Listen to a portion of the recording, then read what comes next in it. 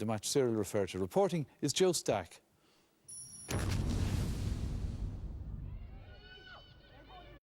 Spoke to them a little bit earlier. John, I suppose we all are trying to find out how the Galway hurlers reacted to the defeat by Dublin. Well, if the training ground response is anything to go by, it's been very encouraging.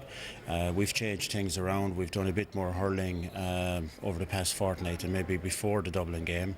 And obviously we're under pressure to produce a performance to adequately reflect the preparation of the players and to also to reflect the talent that's in the panel.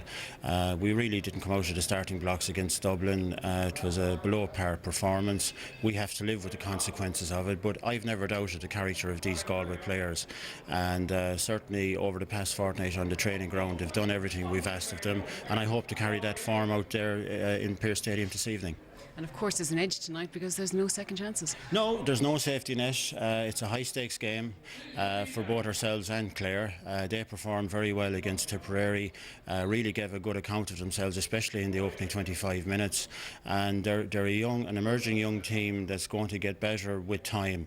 I'm just hoping their time hasn't come this evening. It's a massive game for Galway, and obviously it's one that we're hoping to win. Jared, despite the defeat to Tip the last day, there were a lot of positives for Clare. Yeah, there was. We started well, and we showed signs that we meant business and that, and we got a great start, 1-4 to a point up after 17 minutes, and everything going well. And in a 4-minute burst, we conceded 3 goals and a point, and against the likes of Tip or Galway or any county like that, if you do that, you're going to pay a heavy price at the end of it. And unfortunately, again, these are things that we're trying to eliminate out of our game, and we've spoken about it since again, and we just have to make sure that we try and make sure that any score that the opposition gets, that they earn it.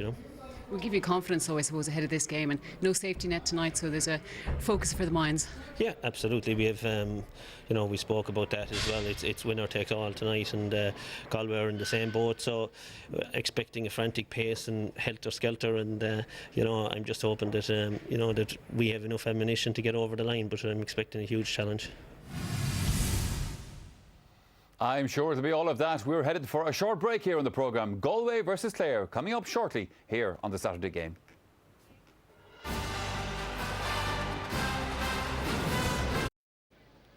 Started taking frees when he was just 10 years of age down in Clonlara. And the Clare midfielder, part of the Clare under-21 All-Ireland winning side of 2009, puts the banner. Tough free for Joe starting off. Always very important, the first one. Remember that breeze coming straight down the field. There's the angle, just in front of our commentary position here. Floats it in, and he miscues it as well. That'll be a bit of... Against Dublin on the freeze. Back out by Philip Brennan. It's quite a good one, considering that breeze. Ball is pumped into the corner, chasing after this Damien Hayes. Keeping him company is Conor Cooney. This is Hayes, tries to get away from Cooney, floats this one onto the left-hand side and guides it gently between the posts. Yes, a very good score here, Marty. In fairness, Conor Cooney, he started well, but Damien got out in front that time, struck a great point. Very unusual not to see him score against Dublin. He got no score from play, so he's... Galway and Clare in 2009 in the under-21 All-Ireland semi-final. Went to extra time. Joe Canning was just outstanding. Oh, that's a great ball. Into Hayes, surely he'll score. Brilliant goal. 1 goal, 1 point for Damien Hayes, and we haven't played yet 6.5 minutes. Yeah, fabulous goal, and I think David Burke done really well. He delayed his pass all the time, and Damien eventually made the run. He got inside Conor Cooney, made no mistake, and Conor did draw a swipe from behind, so Dermot Kerwin is having a talk to him here now. I'd be surprised if he doesn't get a yellow card. Brilliant finish by Damien Hayes. Favour. You'd have to go back and put someone back in there. This is Tony O'Gregan. Thankfully, the Clare players seem to be fine. In towards Joe Canning. Gets it into the hand. Trouble for Clare. Sweet turn. Lovely score. Let's have a look at this again as that ball came in towards Iarla Tanyan. And Iarla Tanyan hitting sweetly between the with NUIG for all of his career. Great footballer in his own playing days with Roscommon. His son is certainly a fine hurler. Getting down towards Damien Hayes, and he's causing serious problems for Conor Cooney. Hayes across the Tanya. The call. Here comes the shot. Sent in and off the post and put into the back of the net. Ger Farragher at the end of it. And the Clare inner line are in serious trouble, particularly Conor Cooney with Damien Hayes. In a one-to-one battle, Hayes is causing serious problems. Look at this, lovely ball inside. Watch the shot that came back off the butt of the post, came out to Farragher, and he crashed it into the net. And Joe Canning, hard to believe he's still only 22. Won't be 23 until December. It's his second free. Response in the main stand across the way says it all. Straight between the posts. Nicky O'Connell free. That's over, well, just over 12 minutes now. Pulled on first time by David Burke. Joe Canning. Nice little turn. Straight over the red spot. Over Philip Brennan's head. One from a free, one from play. And you now have Damien Hayes and Joe Canning, both on the score sheet. The Clare full back line in serious trouble. This over the bar, as you said, they haven't scored in 12 minutes. It's an important score for them. First two frees taken by Nicky O'Connell, third by McGrath. The trajectory was a little bit lower against the wind, but it's still full effort. Tomorrow week, Nicky O'Connell takes the free and takes the point. And to be honest, Liam, Clare needed And it's Tony Oak. All-Ireland minor medalists, Tony O'Gregan. He's dropping just a little bit short. Damien Hayes. Good vision in one way, and Ger Farragher did really well. He had to win the dirty ball, and he won it. Damien Hayes, the peripheral vision was superb. Ball down towards Joe Canning. Gathered here by Patrick O'Connor from Tubber. Ball inside for Fergal Lynch. He steps away, knowing that that has reached the target. First point of the match for Fergal Lynch. Puck out from James Scahill was intended for Donald Barry. Comes back out to Fergal Lynch. He should have gathered it. The fancy stuff doesn't work when it comes to championship. Coming through, David Burke. And as a result, David Burke snaps up the opportunity to get his first point. But it's a ball that was Fergal Lynch's, having just scored a point and done really well. You have to be a little bit critical that he didn't go down on the ball, and it gave an opportunity for David Burke to score. Inside, Tony O'Gregan should get there ahead of Cayman Morey. Ball down towards Joe Canning. Gathered here by Patrick O'Connor. Quick puck out, far as Jonathan Clancy. Down far as Conor McGrath. Had a wonderful game against Tipperary. Getting his first real chance. And you can see if the ball is supplied to Conor McGrath, this lad has the potential to ask a few questions of the Galway full back line. Yeah, he's a class forward, Mark. You know, that's a fabulous score. You know, he's continuing well. This is a little bit better from Clare.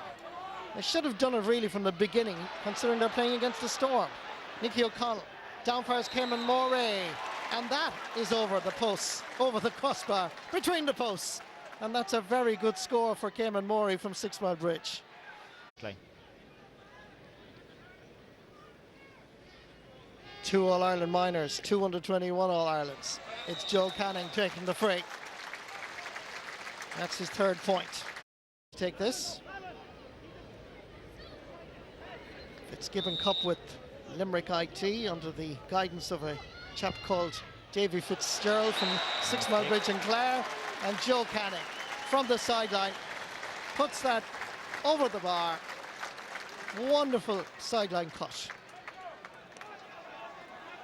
Puck out from Philip Brennan is a fast one. Nice little stick work by Nicky O'Connell, got by Ger Farragher. Joe Canning came in to challenge. There was more in the back. It was a success. It's a great idea. Great skill. Here comes Nicky. Here comes another point. That's his third. Every time we see him, Down for his Alan Kearns. Crossfield ball is aimed at Irla Tanyan. He's a big man, he's hard to mark. Damien Hayes called for it. Not a great pass from Tanyan. Hayes has already scored a goal and a point. Pat Vaughan is on him now, and he concedes another point to the great man from Portumna. Damien Hayes, a Portumna man, but his mother actually is from Lissy Casey and still shouts for Clare. Not too sure who she's shouting for this evening, mind you. I'd say it's for Damien. And it's again Dublin, so they're really on form tonight. Good puck out again by Philip Brennan, well gathered by Fergal Lynch. Here's Jonathan Clancy. Decides to have a pop. The umpires are perfectly positioned, and that's another point for the Clare Castleman. Well, his first point, but another point for Banner County. Quick puck out again from James Scahill. Donald Barry. Great power in his legs as we watch that point by Jonathan Clancy. Runs into a cul-de-sac here. Hard working Patrick Sheen and Clare Castle combination. David Burke couldn't reach it.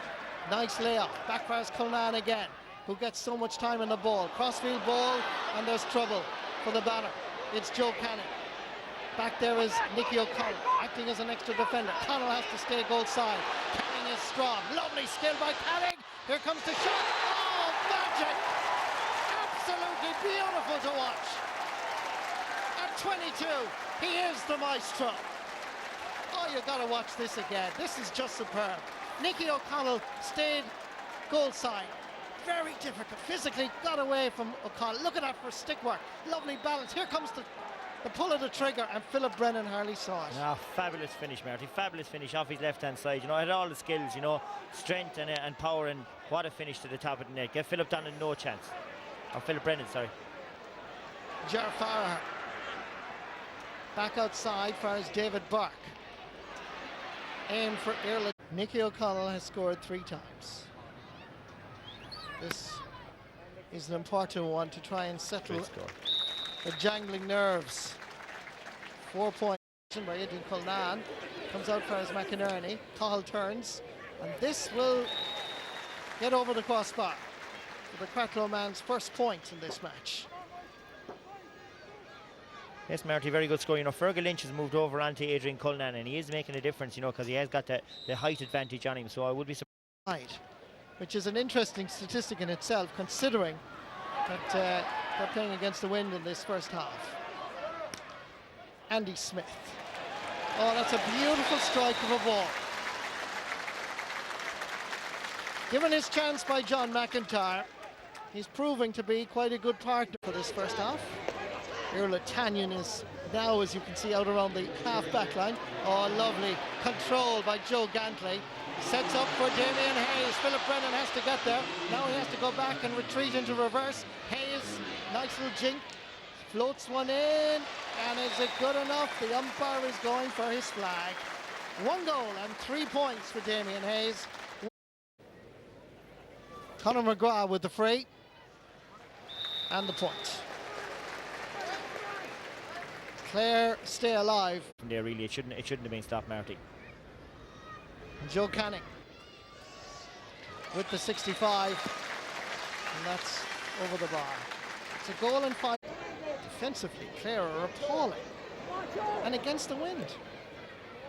A bit naive as the ball comes up towards the Clare attack that's starved of possession, and when you have a player like Conor McGrath, there's a certain amount of sympathy almost for the Clare full forward line, because they have potential when they get quality ball, particularly Conor McGrath.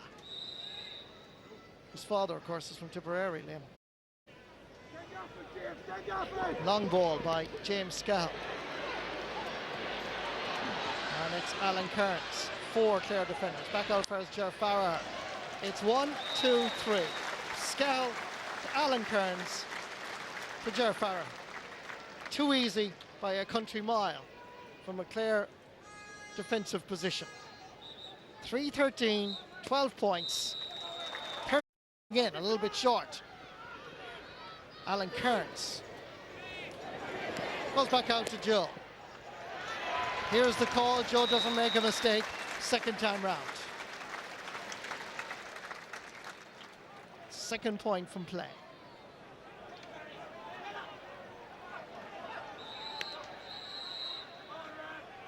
Referee blows the whistle because but they still have to produce the goods in this second half. Maintain control. Joe Canning. Irla Tanyan unmarked. He's driving it in, and Philip Brennan had to deflect it over the bar. And Philip Brennan is giving out to his defence. And as Tomas Mulcahy was saying at the break, they're ball watching. Yeah, no, that's atrocious defending. I mean, you're supposed to have an extra man in the line ball. And to think that Irla Tanyan is just to have a pop of goals like that, you know, that's very, very poor. Clare. John Conlon.